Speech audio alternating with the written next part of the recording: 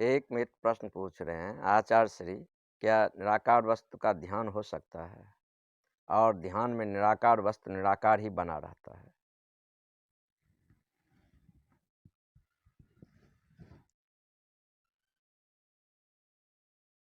ध्यान का आकार और निराकार से कोई संबंध नहीं है।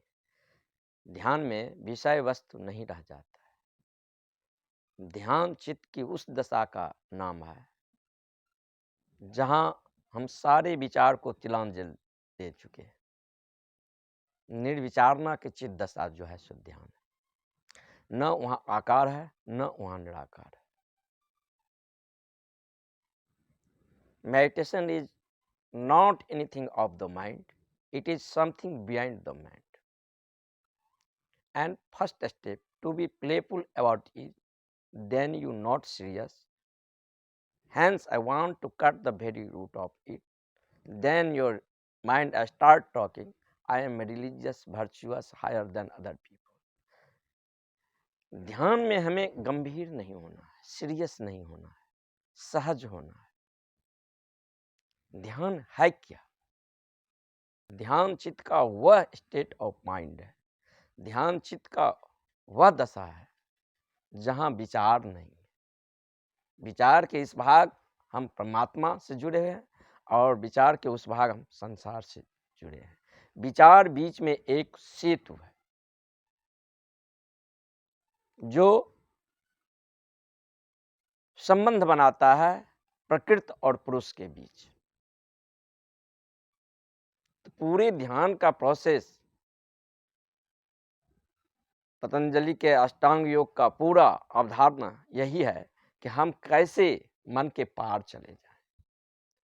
और जो आदमी मन के उस अवस्था में पहुंचता है जहां विचार नहीं है, चित्त वहां शून्य हो जाता है, अवेयर हो जाते हैं, जागरूक हो जाते हैं। निद्रा में भी हम पहुंचते हैं ध्यान में ही। निद्रा में जब हम सुषुप्ति में पहुंचते हैं, चेतना के 3 तल हैं, जागृत, स्वप्न और सुषुप्ति।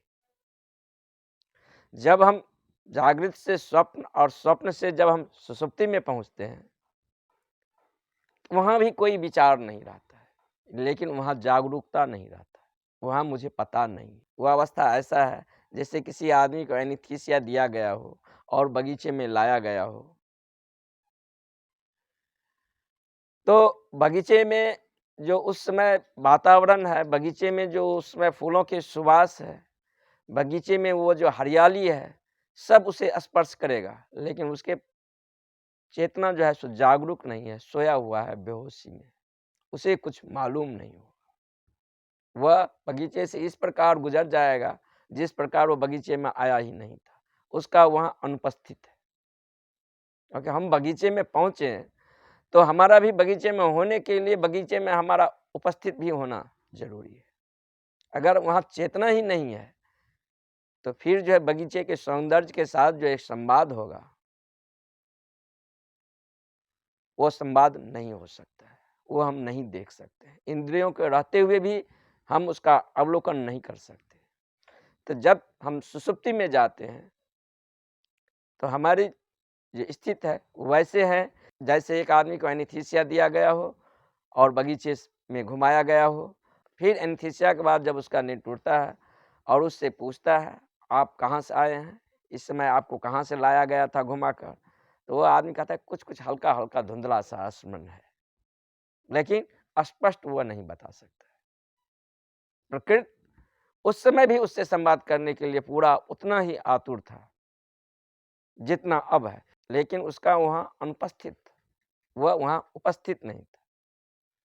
लेकिन साधक भी सुषुप्ति में जाता है तो वो चेतना से ओतप्रोत होकर जाता है, अवेयरनेस और सजगता के साथ पहुंचता है। तब जो वहां घटता है तो वहां थॉट नहीं है, विचार नहीं है,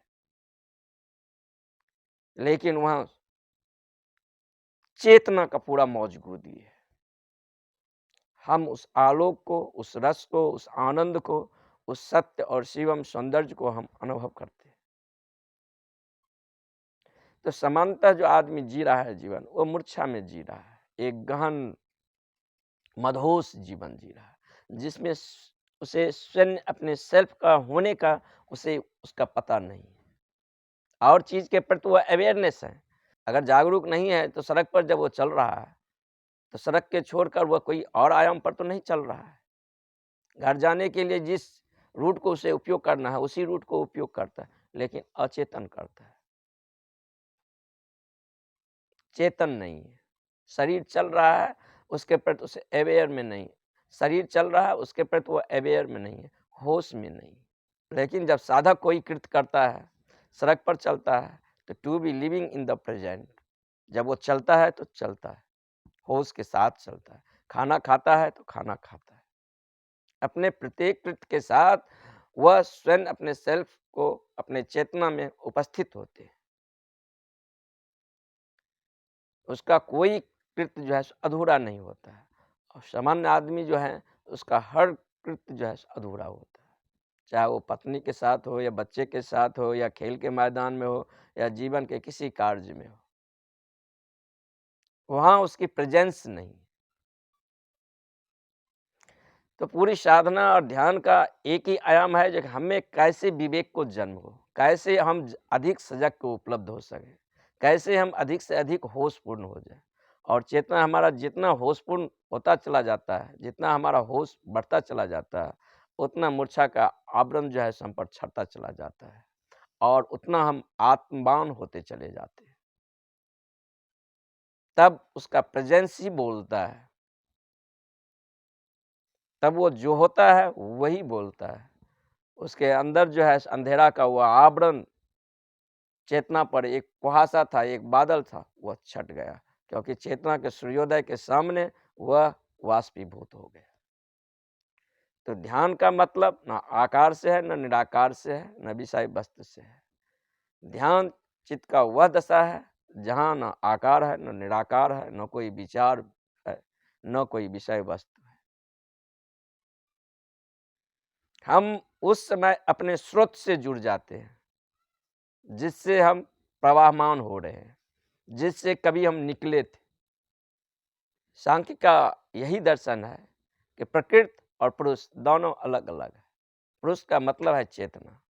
जब प्रकृति चेतना के आसपास आता है, उसके उपस्थित मात्र से ही वह नर्तन करना शुरू हो जाता है। जैसे हम पूछेंगे पानी कैसे बनता है, तो हम कहेंगे पानी हाइड्रोजन और ऑक्सीजन दोनों को मिलकर बनता है।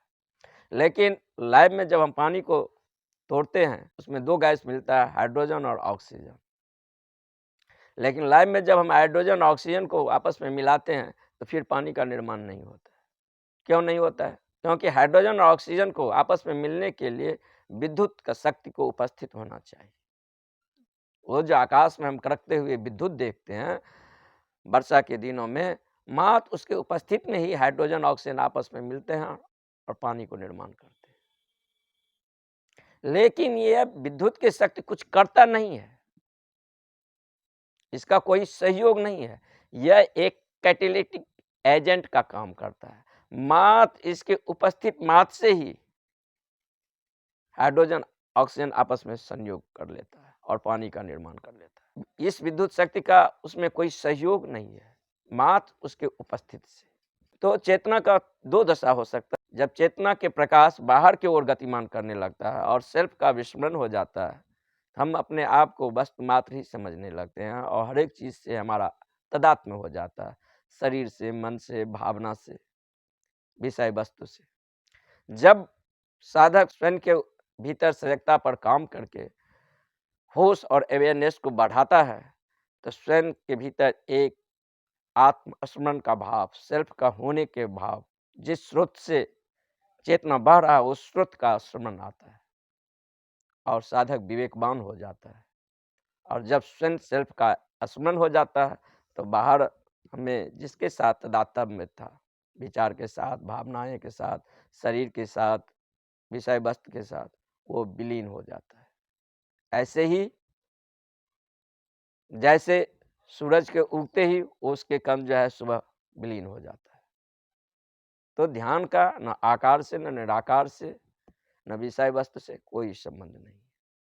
उपयोग किया जा सकता है माध्यम के लिए, डिवाइस के लिए बहुत सारी चीज़ों को उपयोग किया गया है, उस बिंदु तक पहुंचने के लिए।